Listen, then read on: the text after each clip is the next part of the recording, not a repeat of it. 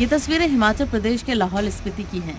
लाहौल के मियार घाटी में बर्फ की 3 फीट से ज्यादा मोटी परत जम चुकी है। अब इन्हें हटाने के लिए मकामी इंतजामिया की ओर से मुहिम शुरू कर दी गई है। हिमाचल प्रदेश में 31 जनवरी तक 357 सड़कें और 540 बिजली के ट्रांसफार्मर ठप हो चुके थे।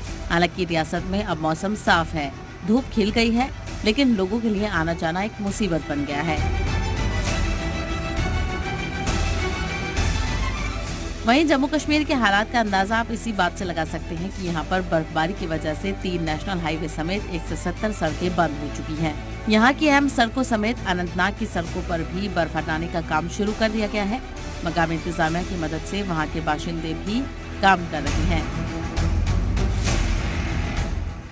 वहीं अफरवत गुलमर्ग में शनिचर को एक बार फिर से बर्फबारी हुई है। हालांकि इससे किसी भी तरह के नुकसान की खबर नहीं है।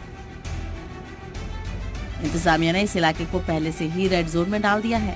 साथ ही सैलानियों को सलाह दी गई है कि वो इस इलाके में आने से बचे। इससे पहले बीते बुधवार को गुलमर्ग स्कीइंग रिजॉर्ट के ऊपरी इलाकों में भारी लैंडस्लाइड हुआ था, जिसकी जद में आने से 2 गैर मुल्की सैलानियों की मौत हो गई।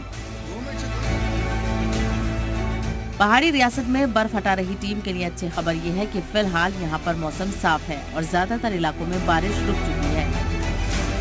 ऐसे में उम्मीद जताई जा रही है कि अगले 1 हफ्ते तक मौसम साफ रहा तो कई सड़कों को खोल दिया जाएगा।